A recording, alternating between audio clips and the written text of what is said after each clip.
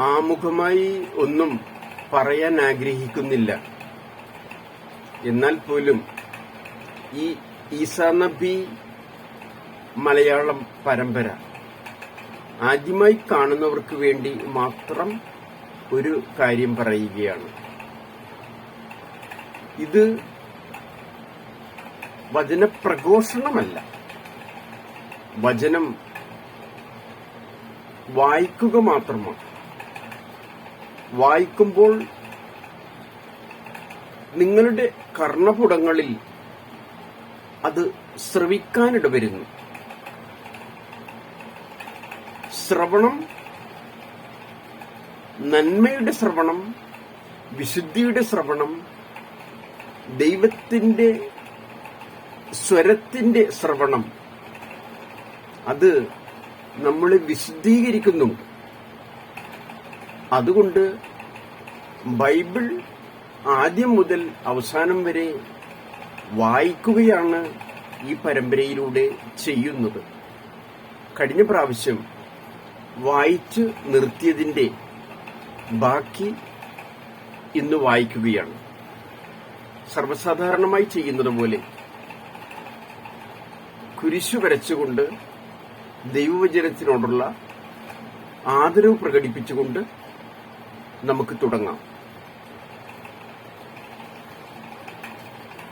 വിശുദ്ധ മർക്കോസ് എഴുതിയ സുവിശേഷം അധ്യായം 8,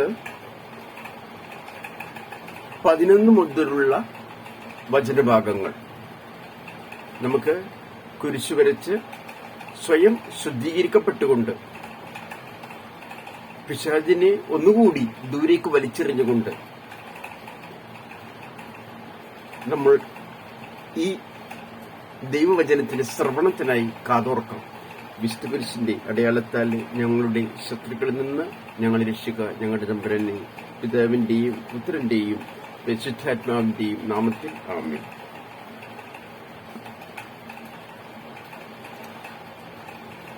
ഫരിസേയർ അടയാളം ആവശ്യപ്പെടുന്നു. ഫരിസേയർ വന്ന് അവനുമായി തർക്കിക്കാൻ തുടങ്ങി. അവർ അവനെ പരീക്ഷിച്ചുകൊണ്ട് സ്വർഗത്തിൽ നിന്ന് ഒരു അടയാളം ആവശ്യപ്പെട്ടു. അവൻ ആത്മാവിൽ അഗാധമായി നെടുവീർപ്പിട്ടുകൊണ്ട് പറഞ്ഞു, എന്തുകൊണ്ടാണ് ഈ തലമുറ അടയാളം അന്വേഷിക്കുന്നത്? അടയാളം അന്വേഷിക്കുന്ന ഒരു തലമുറയായി മാറിയിരിക്കുന്നു ലോക ജനതതി അന്നും ഇന്നും. അടയാളം കിട്ടിയാലേ ഞാൻ ദൈവത്തെ ആരാധിക്കൂ എന്ന് പറയുന്ന വ്യക്തി മൂഢരുടെ ഗണത്തിൽപ്പെടുന്നു. ബൈബിളിൽ തന്നെ പല ഭാഗത്ത് പറഞ്ഞിരിക്കുന്നു, ദൈവം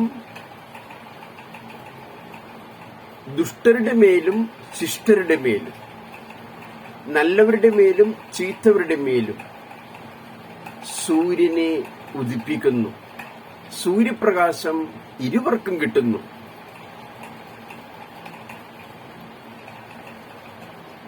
ഈ ഭൂമിയിലെ ഗുണങ്ങളും ദോഷങ്ങളും ഇരുവർക്കും കിട്ടുന്നു.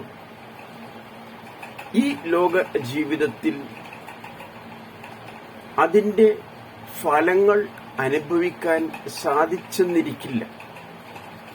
ആ അടയാളം അന്വേഷിച്ച് പോവരുത്. ഇത് ഒരു ജീവിതക്രമമാണ്. ലൈഫ് സർക്കിൾ എന്നൊക്കെ പറയുന്നത് പോലെ, ജീവിത ചക്രമെന്നൊക്കെ പറയുന്നു ചില ജീവശാസ്ത്ര പഠനങ്ങളിൽ. ഒരു കോഴിയുടെ കാര്യമെടുത്താൽ, കോഴി മുട്ടയിടുന്നു, മുട്ടയ്ക്ക് കോഴി അടയിരിക്കുന്നു. കുറച്ചു ദിവസങ്ങൾക്ക് ശേഷം തള്ളക്കോഴി കോഴിമുട്ടകൾ കൊത്തി പൊട്ടിച്ച് കോഴിക്കുഞ്ഞുങ്ങൾ ഉണ്ടാവുന്നു. കോഴിക്കുഞ്ഞുങ്ങൾ വളരുന്നു. തള്ളക്കോഴിയാവുന്നു. തള്ളക്കോഴി മുട്ടയിടുന്നു, വീണ്ടും അടയിരിക്കുന്നു. നിശ്ചിത ദിവസങ്ങൾക്ക് ശേഷം വീണ്ടും കുഞ്ഞുങ്ങളുണ്ടാകുന്നു. ഇത് ഒരു ജീവിത ചക്രമാണ്. കോഴിയുടെ തലത്തിൽ അപ്രകാരമാണെങ്കിൽ ഓരോ ജീവിക്കും ജീവിത ചക്രമുണ്ട്. മനുഷ്യൻ ജനിക്കുന്നു, മറ്റെല്ലാ മൃഗങ്ങളിൽ നിന്ന് വ്യത്യസ്തമായി ആത്മാവ് ഉള്ള ശരീരത്തോടുകൂടി ജനിക്കുന്നു, ജീവിക്കുന്നു. സൂര്യന്റെ പ്രകാശമേറ്റ് ഏവരും, നല്ലവരും ചീത്തവരും, സൂര്യന്റെ പ്രകാശമേറ്റ് പ്രകൃതിയുടെ സൗന്ദര്യം കണ്ട് ഫലവൃക്ഷ ലതാദികളിൽ നിന്നും ഭക്ഷിച്ച് ജീവിച്ച് ഒരു നാൾ മരിച്ച് ശരീരം മാത്രം ഭൂമിയിലേക്ക് മണ്ണിനോട് ഇഴുകിച്ചേർന്ന് മണ്ണായിത്തീരുന്നു. ശരീരത്തിനുള്ളിലെ ആത്മാവ് മാത്രം തുടർന്നും മരണമില്ലാതെ ജീവിക്കുന്നു. അത് അനന്തമായി ജീവിക്കുന്നു. ആ അനന്തമായ ജീവിതം വേദനയുടെ, നരകീയ യാതനയുടെ ജീവിതമാവരുത്, സ്വർഗീയ ജീവിതമായിരിക്കണം, ആനന്ദത്തിന്റെ ജീവിതമായിരിക്കണം. അതിനുവേണ്ടി നന്മ പ്രവർത്തികൾ ചെയ്ത് ജീവിക്കാൻ ദൈവം തന്നെ ഭൂമിയിലേക്ക് അയച്ച ദൈവപുത്രൻ പറഞ്ഞ കൽപ്പനകൾക്കനുസരിച്ച്, നിയമങ്ങൾക്കനുസരിച്ച് ജീവിക്കുമ്പോൾ മറ്റു മൃഗങ്ങളിൽ നിന്നും വ്യത്യസ്തമായ ജീവിതക്രമം മനുഷ്യനുണ്ടാവുന്നു. അതുകൊണ്ട് തന്നെ അനന്തമായി നാം ജീവിക്കുന്നു. ഒരുപക്ഷെ അനന്തമായി ഒരു ജനനവും നമുക്കുണ്ടായിരിക്കാം. നാം ജനിച്ചതും അറിഞ്ഞതുമൊക്കെ ഒരു നിശ്ചിത പ്രായം കഴിഞ്ഞാണ് നാം ഇതൊക്കെ തിരിച്ചറിഞ്ഞതെങ്കിലും അതിനും മുന്നേ നമ്മൾ ഭൂമിയിലുള്ള ജനനത്തിന് മുന്നേ നമ്മൾ അമ്മയുടെ ഗർഭപാത്രത്തിലായിരുന്നു. അതിനും മുന്നേ നാം ബീജമെന്ന അവസ്ഥയിലായിരുന്നു. ഈ ബീജം വഹിക്കുന്ന പിതാവ് അല്ലെങ്കിൽ മനുഷ്യ ശരീരങ്ങളിലെ പുരുഷരായ മനുഷ്യർ ആ ശരീരത്തിലെ ഒരു ചെറിയ ഭാഗം മാത്രമാണ് ബീജമെങ്കിൽ ആ ബീജമാകുന്നതിന് മുമ്പുള്ള ആ പുരുഷ ശരീരം മുന്നേ ഒരിക്കലൊരു ബീജമായിരുന്നു, ഒരു ഗർഭപാത്രത്തിലായിരുന്നു. അതുകൊണ്ട് തന്നെ ജനനം നാം തിരിച്ചറിയുന്നത് 3-4 വയസ്സ് ആകുമ്പോൾ അറിവ് വെച്ച സമയത്താണെങ്കിൽ മറ്റുള്ളവർ നമ്മുടെ ജനനം തിരിച്ചറിയുന്നത് പ്രസവത്തോടുകൂടി നാം ഭൂമിയിലേക്ക് കടന്നു വരുന്ന സമയത്താണെങ്കിൽ അമ്മ തിരിച്ചറിയുന്നത് ഗർഭാവസ്ഥയിൽ കുഞ്ഞ് വയറ്റിലായിരിക്കുമ്പോഴാണെങ്കിൽ അതിനു മുന്നേ നാം എവിടെയായിരുന്നു എന്ന് തിരിച്ചറിയുന്ന ഒരു ദൈവം ഉണ്ട്. അതുകൊണ്ട് തന്നെ അനന്തമായി മരണത്തിന് ശേഷവും നമ്മൾ ജീവിക്കുന്നു എന്ന് പറഞ്ഞതുപോലെ അനന്തമായി നാം ജനനത്തിന് മുന്നേ, കാഴ്ചയിലൂടെയുള്ള ജനനത്തിന് മുന്നേ നാം ജീവിക്കുന്നുണ്ട്. പക്ഷെ അന്നൊന്നും ഇതേ രീതിയിൽ ചിന്തിക്കാൻ പറ്റുന്ന ഒരു അവസ്ഥയിലായിരുന്നില്ല എന്ന് മാത്രം. അതുകൊണ്ട് തന്നെ ഈ ജീവിതചക്രം തുടരുകയാണ്. ഇത് ആർക്കും നിർത്തലാക്കാൻ പറ്റാത്ത ജീവിതചക്രമാണ്. അതുകൊണ്ട് തന്നെ ആ ജീവിതചക്രം വിജയിക്കണമെങ്കിൽ, ജീവിതചക്രം നരകീയ യാതനയിൽ ചെന്നുപെടാതെ യഥാർത്ഥ സ്വർഗീയ ജീവിതത്തിൽ ചെന്നുപെടണമെങ്കിൽ യേശു പറഞ്ഞ കൽപ്പനകൾക്കനുസരിച്ച് ജീവിക്കേണ്ടിയിരിക്കുന്നു. യേശുവാണ് ആ യഥാർത്ഥ സ്വർഗീയ രാജ്യത്തെക്കുറിച്ച് പറഞ്ഞു തന്നിട്ടുള്ളത്. യേശുവിന് ശേഷം വന്ന് ലൈംഗികമായ കാര്യങ്ങൾ സ്വർഗത്തിലുണ്ടെന്ന് പറഞ്ഞ് പഠിപ്പിച്ചു തന്ന ഒരു വ്യക്തിയുണ്ട്. നാം കബളിപ്പിക്കപ്പെടരുത്. കബളിപ്പിക്കപ്പെട്ടു പോയവരും തിരിച്ചറിയണം. ദൈവം ഭൂമിയിലേക്ക് അയച്ചത് ദൈവപുത്രനായ യേശുക്രിസ്തുവിനെയാണ്. പാപങ്ങളുടെ പരിഹാരാർത്ഥം, മനുഷ്യർ ചെയ്ത പാപങ്ങളുടെ പരിഹാരാർത്ഥം ഒരു ബലിയായി ക്രൂശിൽ മരിക്കാൻ തന്നെയാണ് യേശു വന്നത്. ആ മരണത്തോടുകൂടി പാപികളുടെ പാപമോചനത്തിന് ഇടയാക്കുന്നു. അതിന് നമ്മുടേതായ സഹകരണം കൂടി ആവശ്യമുണ്ട്. ആ കുരിശുമരണത്തെ ആദരിച്ചുകൊണ്ട് ആ കുരിശിന്റെ പാതയിലൂടെ നമ്മൾ നയിക്കേണ്ടതുണ്ട്. പകരം അന്തിക്രിസ്തുവിന് സമാനമായി സ്വർഗത്തെക്കുറിച്ച് അനാവശ്യമായ കാര്യങ്ങൾ പറഞ്ഞ് പഠിപ്പിച്ചു തരുന്ന മതഗ്രന്ഥം എന്ന പേരിലുള്ള ചില ലൈംഗിക ഗ്രന്ഥങ്ങളെ തിരിച്ചറിയണമെന്ന് ഞാൻ ഈ സമയത്ത് ഉദ്ബോധിപ്പിക്കുകയാണ്. സ്വർഗത്തിലുള്ളത് വിവാഹങ്ങളല്ല, ലൈംഗിക ബന്ധങ്ങളല്ല. അത് അറിവില്ലാത്ത വ്യക്തികൾ പറഞ്ഞ് പഠിപ്പിക്കുന്നതാണ്.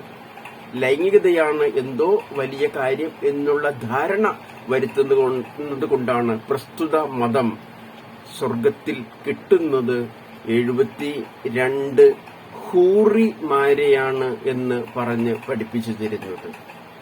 ഹൂറി എന്ന വാക്കിന്റെ അർത്ഥം കൃത്യമായി പറയാൻ നമുക്ക് മലയാളത്തിൽ വാക്കുകളില്ല എങ്കിലും അതിസുന്ദരിയായ ദേവതയെന്നോ സൗന്ദര്യവതിയെന്നോ എല്ലാമാണ്.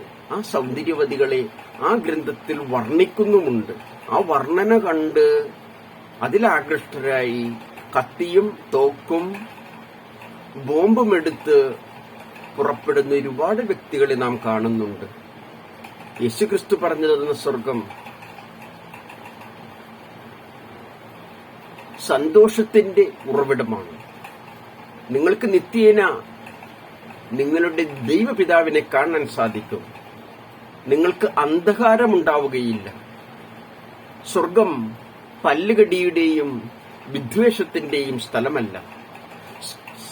സ്വർഗം സമാധാനത്തിന്റെ, സന്തോഷത്തിന്റെ, സ്നേഹത്തിന്റെ സ്ഥലമാണ്. സ്വർഗരാജ്യം നമ്മിൽ തന്നെ വസിക്കുന്നു. നമുക്ക് യഥാർത്ഥ സ്വർഗരാജ്യത്തിലെത്തുന്നതിന് വേണ്ടി യേശു പറഞ്ഞ വചനങ്ങൾക്കനുസരിച്ച് ജീവിക്കാം. യേശു ഒരു മതവും സ്ഥാപിച്ചിട്ടില്ല. യേശു പറഞ്ഞ കൽപ്പനകൾക്കനുസരിച്ച് ജീവിക്കുന്ന ഏത് വ്യക്തിക്കും രക്ഷയുണ്ട്. ആ രക്ഷയിലേക്ക് നയിക്കാൻ ഏതെങ്കിലും ഒരു മതത്തിലുള്ളവർക്കേ പറ്റൂ എന്നില്ല. ഞാനിപ്പോൾ വായിക്കുന്നത് ബൈബിളാണെങ്കിലും കേൾക്കുന്നത് ബൈബിളുമായി യാതൊരു ബന്ധവുമില്ലാത്ത ഒരു മതത്തിൽപ്പെട്ട വ്യക്തിയാണെങ്കിലും ആ വ്യക്തി ഇത് കേൾക്കുകയാണെങ്കിലും ആ വ്യക്തി കേട്ട വചനങ്ങൾക്കനുസരിച്ച് വിശുദ്ധ ജീവിതം നയിക്കുകയാണെങ്കിലും ഒരു മതത്തിലും മെമ്പർഷിപ്പ് എടുക്കേണ്ടതില്ല. ഒരു ക്രിസ്തു മതത്തിലും മെമ്പർഷിപ്പ് എടുക്കേണ്ടതില്ല. ക്രിസ്തുവിന്റെ വചനങ്ങൾക്കനുസരിച്ച് ജീവിക്കുക. ക്രിസ്തുവിന്റെ വചനങ്ങൾ ഉൾപ്പെടുന്ന ഗ്രന്ഥമാണ് ബൈബിൾ. ഞാൻ തുടരുകയാണ് ബൈബിളിലെ തുടർ വാചകങ്ങൾ. ഫരിസേയർ വന്ന് അവനുമായി തർക്കിക്കാൻ തുടങ്ങി. അവർ അവനെ പരീക്ഷിച്ചുകൊണ്ട് സ്വർഗത്തിൽ നിന്ന് ഒരു അടയാളം ആവശ്യപ്പെട്ടു.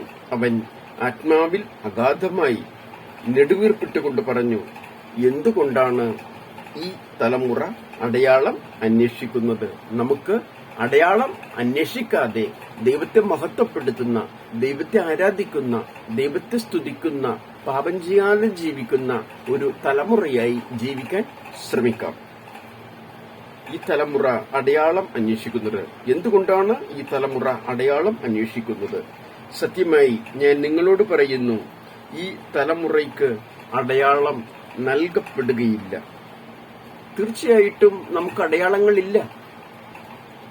കാരണം എത്രയോ ക്രൂരരായ വ്യക്തികളാണ് ധനാഢ്യരായും സുഖലോലുപതയിലും ജീവിക്കാൻ സാധിക്കുന്നത്. ദൈവത്തിൽ വിശ്വസിച്ച് ദൈവകൽപ്പനകൾക്കനുസരിച്ച് ജീവിക്കുന്ന എത്രയോ പേരാണ് ദാരിദ്ര്യത്തിൽ ജീവിക്കുന്നത്, ദാരിദ്ര്യത്തിൽ ജനിച്ച് ദാരിദ്ര്യത്തിൽ മരിക്കുന്നത്. സ്വാഭാവികമായിട്ട് നമുക്ക് ചിന്ത വരാം, എന്തിന് ദൈവം അയച്ച ദൈവപുത്രന്റെ വാക്കുകൾക്കനുസരിച്ച് ജീവിക്കണം? അങ്ങനെ ജീവിച്ച ആർക്കെങ്കിലും ആ ദാരിദ്ര്യത്തിൽ നിന്ന് മാറി സുഖലോലുപതയിൽ ജീവിക്കാൻ സാധിച്ചോ? തീർച്ചയായിട്ടും നമുക്ക് ഒരു അടയാളവുമില്ല, അടയാളം കിട്ടുകയുമില്ല. അടയാളത്തിന്റെ പിന്നാലെ പോകുന്നവർക്ക് ഇവിടുത്തെ സുഖലോലുപതയിൽ ജീവിക്കാൻ സാധിക്കും. അത് എത്ര വർഷമാണ്? 50 വർഷമോ ജീവിക്കുന്നത്? ചിലപ്പോൾ 60 വർഷം ജീവിച്ചേക്കാം. 40 വർഷത്തിനുള്ളിൽ ജീവിച്ച് മരിച്ചു പോകുന്നവർ എത്രയോ പേർ. ഏറി വന്നാൽ 70, 80. ആ കണക്കൊക്കെ ഓർത്തുകൊണ്ടിരുന്നിട്ട് കാര്യമില്ല. 30 വയസ്സിലും 20 വയസ്സിലും 10 വയസ്സിലും അതിനു മുന്നേയും മരിച്ചു പോകുന്നവർ എത്രയോ പേരാണ്. വിരളമായ ആളുകൾ മാത്രമേ 90 വയസ്സ്, 100 വയസ്സ്, 110 വയസ്സൊക്കെ കടന്ന് ജീവിക്കുന്നുള്ളൂ. അത് കേവലം വർഷങ്ങളുടെ ദുഃഖം മാത്രമാണ്. അതൊരു 120 വർഷത്തിന്റെയോ അല്ലെങ്കിൽ കൂടി വന്ന 130 വർഷത്തിന്റെയൊക്കെ ഇന്നത്തെ കണക്കനുസരിച്ച് പറഞ്ഞാൽ 127 വയസ്സുള്ള ഒരു സ്ത്രീ ചൈനയിലുണ്ടെന്നോ മറ്റൊന്ന് പറയുന്നു. അപ്പോ 130 വർഷത്തിന്റെ മീതെ ദുഃഖങ്ങൾ അനുഭവിക്കുന്ന മനുഷ്യരെ ഇന്ന് നമുക്ക് കാണാൻ പറ്റുന്നില്ല. എന്നാൽ അത് ആ സഹനത്തെ ദൈവപിതാവേ, ഞാൻ ചെയ്തു പോയ പാപങ്ങളുടെ പരിഹാരാർത്ഥം ഞാൻ അങ്ങേക്ക് സമർപ്പിക്കുന്നു, ഒരു ത്യാഗമായി, ഒരു ബലിയായി സമർപ്പിക്കുന്നു എന്ന് പറഞ്ഞുകൊണ്ട് ആ സഹനത്തെ സന്തോഷപൂർവ്വം സ്വീകരിച്ച് ജീവിക്കുന്ന ജീവിതം, അത് ദുഃഖിക്കാൻ പോകുന്നത് കുറച്ചു മുമ്പ് പറഞ്ഞ കണക്കനുസരിച്ചാണെങ്കിൽ ഒരിക്കലും 130 വർഷത്തിന്റെ മീതെ പോകുന്നില്ല. പക്ഷേ മരണാനന്തര ജീവിതമോ അത് 130 വർഷമോ 140 വർഷമോ ഒന്നുമല്ല, അനന്തമാണ്. അവിടെ ചെന്നിട്ട് തിരിച്ചു വന്ന് ഇനി 130 വർഷമല്ല, എത്ര വർഷമെങ്കിലും ഭൂമിയിൽ ഞാൻ സഹനത്തിന്റെ ജീവിതം ജീവിക്കാം, തോക്കെടുക്കാതെ ജീവിക്കാം, കത്തിയെടുക്കാതെ ജീവിക്കാം, ഭീകരപ്രവർത്തനം നടത്താതെ ജീവിക്കാം, യേശുക്രിസ്തുവിന്റെ കൽപ്പന അനുസരിച്ച് ജീവിക്കാം എന്ന് പറഞ്ഞിട്ട് തിരിച്ചു പോക്കില്ല. ലൈഫ് സർക്കിളാണിത്, ഒരു ജീവിതചക്രമാണ്. കോഴി മുട്ടയിടുന്നു, മുട്ടയ്ക്കടയിരിക്കുന്നു, മുട്ടയിൽ കൊത്തി കൊത്തി കുഞ്ഞിനെ വിരിയിക്കുന്നു, കുഞ്ഞുണ്ടാവുന്നു, കുഞ്ഞ് ജീവിച്ചു വളരുന്നു, വലുതാകുന്നു, കുഞ്ഞ് തള്ളക്കോഴിയായി മുട്ടയിടുന്നു, അടയിരിക്കുന്നു. അത് തുടർന്നു പോകുന്ന ജീവിതചക്രം തുടർന്നു പോകുന്നത് പോലെ മനുഷ്യന്റെ ജീവിതചക്രം തുടർന്നു പോകുന്നത് അനന്തതയിലേക്കാണ്, മരണത്തിന് ശേഷം അനന്തതയിലേക്ക്.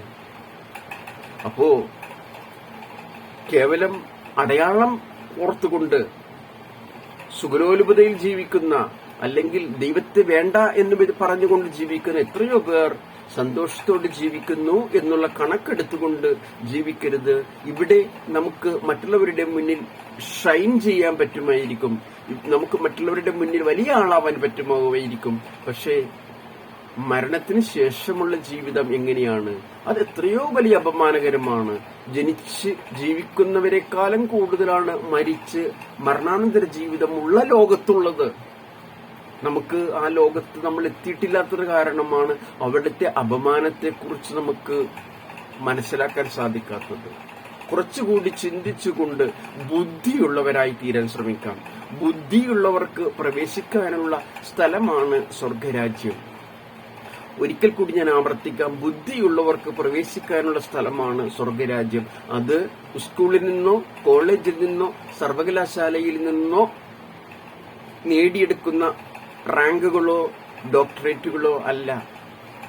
റാങ്കും ഡോക്ടറേറ്റും നേടിയെടുത്തിട്ട് ഹൃദയത്തിനുള്ളിൽ വിജ്ഞാനമില്ലെങ്കിൽ, യഥാർത്ഥ വിജ്ഞാനം തലയ്ക്കുള്ളിലില്ലെങ്കിൽ, പ്രയോജനമില്ലാത്ത കുറച്ച് ഡോക്ടറേറ്റുകൾ കൊണ്ടും കുറച്ച് റാങ്കുകൾ കൊണ്ടും എന്ത് പ്രയോജനം? അപ്പൊ അതുകൊണ്ട് വേണ്ട ഡോക്ടറേറ്റുകൾ നമുക്ക് എടുക്കാം. മറ്റുള്ളവരുടെ മുന്നിൽ വലിയ ആളാവാൻ വേണ്ടി എടുക്കുന്ന ഡോക്ടറേറ്റുകളും റാങ്കുകളും ഫലം ചെയ്യുന്നുണ്ടോ? വിശുദ്ധൻ പറഞ്ഞതുപോലെ, ലോകം മുഴുവൻ നേടിയാലും എന്റെ ആത്മാവിനെ ഞാൻ നഷ്ടപ്പെടുത്തിയാൽ എനിക്ക് എന്ത് പ്രയോജനം? നമുക്ക് വിശുദ്ധ അംബ്രോസിനെ സ്മരിക്കാം, എല്ലാ വിശുദ്ധരെയും സ്മരിക്കാം, വിശുദ്ധ ഫ്രാൻസിസ് അസിസിയുടെ ജീവിതം സ്മരിക്കാം, വിശുദ്ധ കൊച്ചു തെരേസയുടെയും വിശുദ്ധ മരിയ ഗുരേറ്റിയുടെയും ആ ജീവിതങ്ങളെ സ്മരിക്കാം. എന്തിനേറെ നമുക്ക് ഇത്രയും വിദൂരതയിലേക്ക് പോകണം. നമ്മുടെ സമീപത്തുള്ള വിശുദ്ധ അൽഫോൻസാമയെ ഓർക്കാം, വിശുദ്ധ എബുപ്രേസ്യാമയെ ഓർക്കാം. നമുക്ക് അവരുടെ ജീവിതങ്ങൾ മാതൃകയായി തീരട്ടെ. ഈ തലമുറയ്ക്ക് അടയാളം നൽകപ്പെടുകയില്ല. അവൻ അവരെ വിട്ട് വീണ്ടും വഞ്ചിയിൽ കയറി മറുകരയിലേക്ക് പോയി. ഫരിസേയരുടെ പുളിമാവ്. ശിഷ്യന്മാർ അപ്പം എടുക്കാൻ മറന്നുപോയിരുന്നു. വഞ്ചിയിൽ അവരുടെ പക്കൽ ഒരപ്പം മാത്രമേ ഉണ്ടായിരുന്നുള്ളൂ. അവൻ മുന്നറിയിപ്പ് നൽകി. ഓർമ്മിക്കുക, യേശു ദൈവപുത്രനാണ്, അതോടൊപ്പം മനുഷ്യപുത്രനുമാണ്. മനുഷ്യൻ ജീവിക്കുന്നത് പോലെ സാധാരണ അപ്പവും ഭക്ഷണം പാനീയങ്ങളും കഴിച്ച് ജീവിക്കുന്നു. മനുഷ്യപുത്രനായതുകൊണ്ട് ദൈവപുത്രനാണ്. അദ്ദേഹത്തിന് അത്ഭുതങ്ങളും കൂടി പ്രവർത്തിപ്പിക്കാൻ കഴിയുന്നു.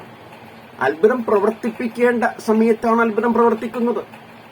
മറ്റുള്ളവരുടെ രോഗനിവാരണത്തിനു വേണ്ടിയും കാനായിലെ കല്യാണ വിരുത്തിൽ അവർക്കുണ്ടാകുന്ന അപമാനത്തിൽ നിന്ന് അവരെ രക്ഷിക്കുന്നതിന് വേണ്ടിയും അങ്ങനെയുള്ള നല്ല കാര്യങ്ങൾക്ക് വേണ്ടിയാണ് അത്ഭുതം പ്രവർത്തിപ്പിക്കുന്നത്. അല്ലാതെ മനുഷ്യപുത്രന് സ്വന്തം സുഖസൗകര്യങ്ങൾക്ക് വേണ്ടി എനിക്കിന്റെ മുന്നിൽ ഭക്ഷണങ്ങൾ വരട്ടെ, സ്വാദിഷ്ടമായ ഭക്ഷണങ്ങൾ വരട്ടെ എന്നൊന്നുമല്ല യേശുക്രിസ്തു പറയുന്നത്. മറ്റുള്ളവരെ സുഖപ്പെടുത്തുക, മറ്റുള്ളവരെ മാനസാന്തരത്തിന്റെ പാതയിലേക്ക് നയിക്കുക. മാനസാന്തരം മറ്റു രോഗസൗഖ്യങ്ങളെക്കാൾ വലിയൊരു അത്ഭുതമാണ്. രോഗസൗഖ്യത്തിൽ ശരീരത്തിന് മാത്രമാണ് സൗഖ്യം കിട്ടുന്നതെങ്കിൽ മനഃശാന്തി കിട്ടുക എന്നുള്ളത്, പാപത്തിൽ നിന്ന് മോചനത്തിലൂടെ മനഃശാന്തി കിട്ടുക എന്നുള്ളത് വലിയ ഒരു അത്ഭുതമാണ്. കുമ്പസാരക്കൂടുകളിൽ നടക്കുന്നത് അതാണ്. കുമ്പസാരത്തിന് മുമ്പുണ്ടായിരുന്ന രോഗിയല്ല അവിടെ നിന്ന് എഴുന്നേറ്റ് പോകുന്ന ആരോഗ്യവാനായ, ആരോഗ്യഹൃദയമുള്ള മനുഷ്യൻ. അവിടെ നാം ഏറ്റുപറയുന്നത് പാപങ്ങൾ യേശുവിനോടാണ്, ദൈവത്തോടാണ്. ആ ചിന്തയോടുകൂടി മഹാത്ഭുതങ്ങൾ നടക്കുന്ന കുമ്പസാരക്കൂടുകൾ ഇടയ്ക്കിടെ സന്ദർശിക്കാൻ കൂടി നമുക്ക് ശ്രമിക്കാം. ശിഷ്യന്മാർ അപ്പം എടുക്കാൻ മറന്നുപോയിരുന്നു. വഞ്ചിയിൽ അവരുടെ പക്കൽ ഒരപ്പം മാത്രമേ ഉണ്ടായിരുന്നുള്ളൂ. അവൻ മുന്നറിയിപ്പ് നൽകി, നിങ്ങൾ ജാഗരൂകരായിരിക്കുവിൻ. ഫരീസയരുടെയും ഹെരോദ്യസിന്റെയും പുളിപ്പിനെക്കുറിച്ച് കരുതലോടെ ഇരിക്കുവിൻ. അവൻ ഇങ്ങനെ പറഞ്ഞത് തങ്ങളുടെ പക്കൽ അപ്പം ഇല്ലാത്തത് കൊണ്ടാണെന്ന് അവർ പരസ്പരം പറഞ്ഞു. ഇത് മനസ്സിലാക്കിയ യേശു അവരോട് പറഞ്ഞു, നിങ്ങൾക്ക് അപ്പമില്ലാത്തതിനെക്കുറിച്ച് എന്തിന് തർക്കിക്കുന്നു? ഇനിയും നിങ്ങൾ മനസ്സിലാക്കുകയും ഗ്രഹിക്കുകയും ചെയ്യുന്നില്ലേ?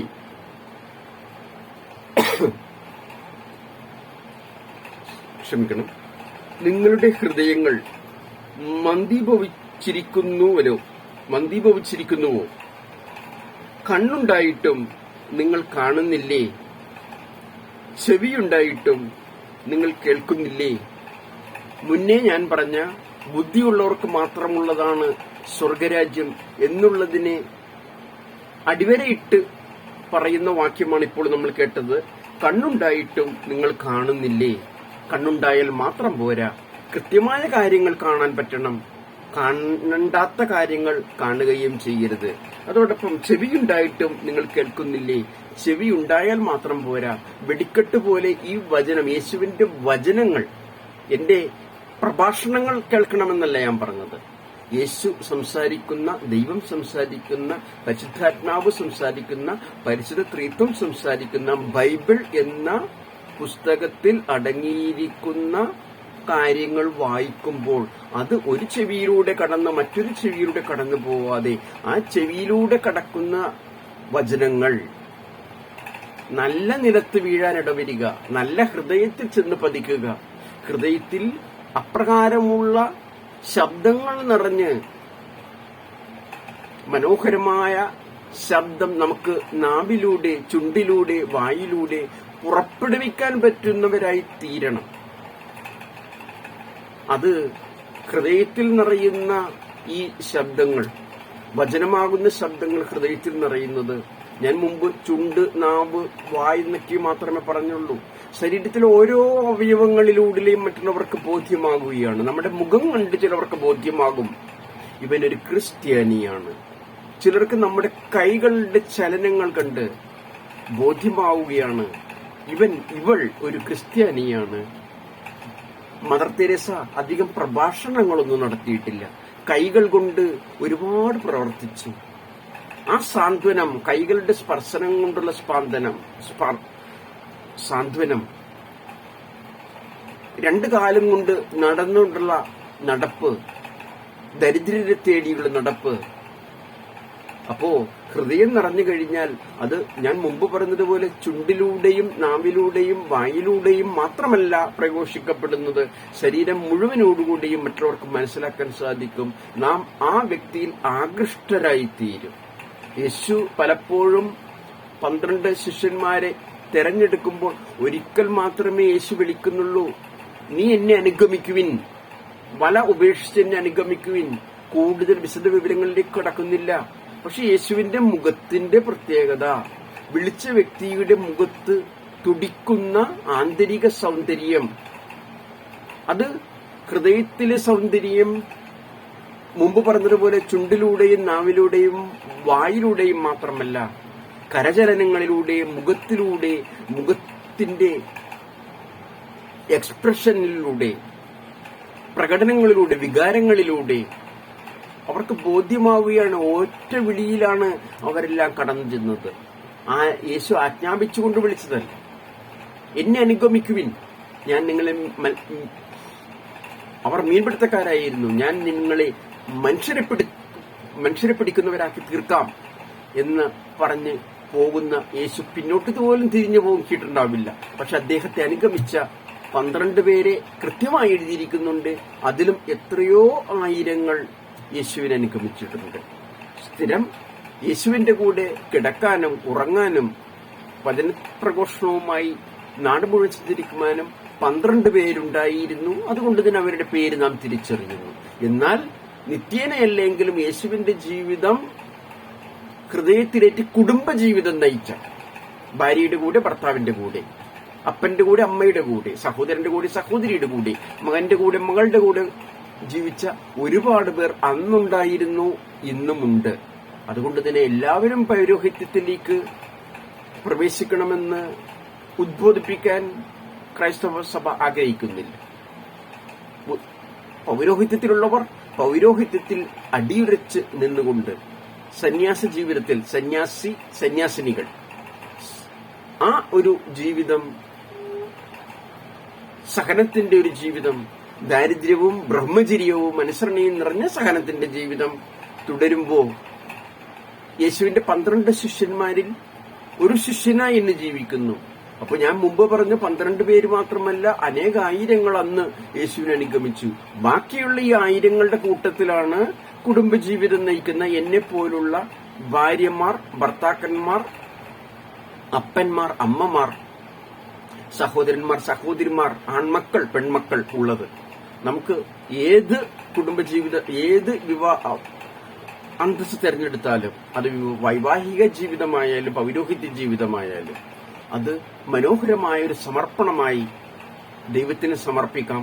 ആ ജീവിതം ദൈവത്തിന്റെ കരങ്ങളിൽ കൊടുത്തുകൊണ്ട് അശുദ്ധമായ ശരീരമാവാതെ ശുദ്ധമായ ശരീരം സമർപ്പിച്ചുകൊണ്ട്, അത് ശാരീരികമായും ശുദ്ധി ഉണ്ടാവട്ടെ, ശരീരത്തിന്റെ ശുദ്ധിയെക്കാളുപരി ആന്തരിക ശുദ്ധി, അവിടെയാണ് ശ്രദ്ധിക്കേണ്ടത്.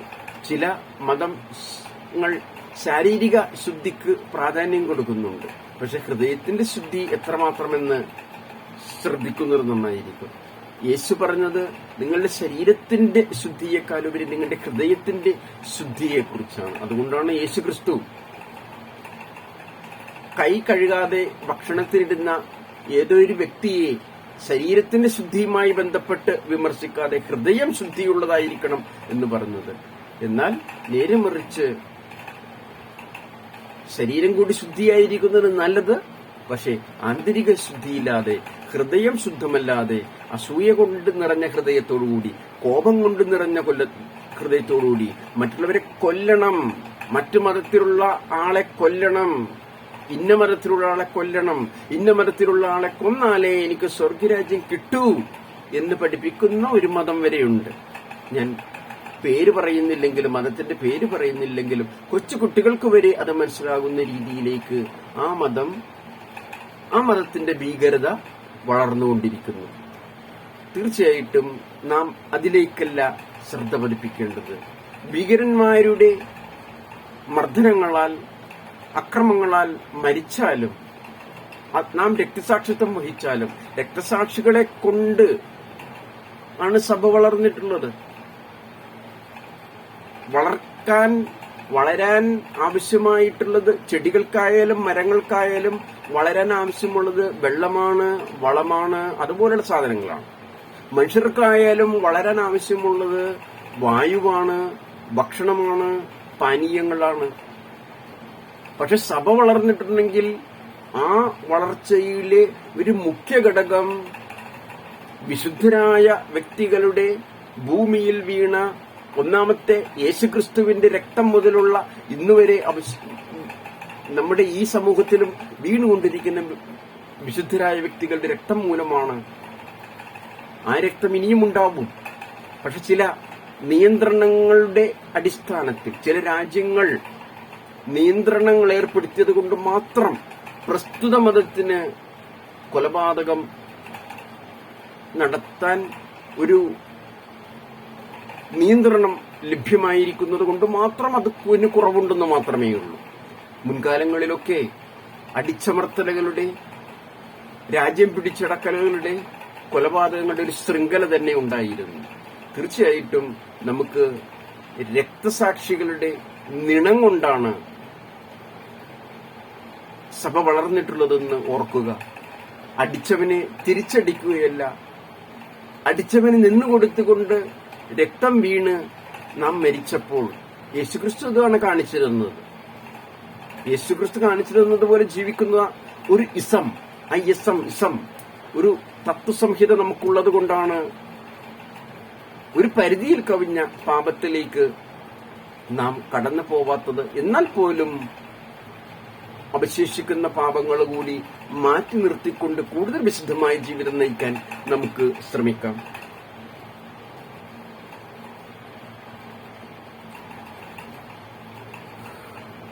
അവൻ ഇങ്ങനെ പറഞ്ഞത് തങ്ങളുടെ പക്കൽ അപ്പം ഇല്ലാത്തത് കൊണ്ടാണെന്ന് അവർ പരസ്പരം പറഞ്ഞു.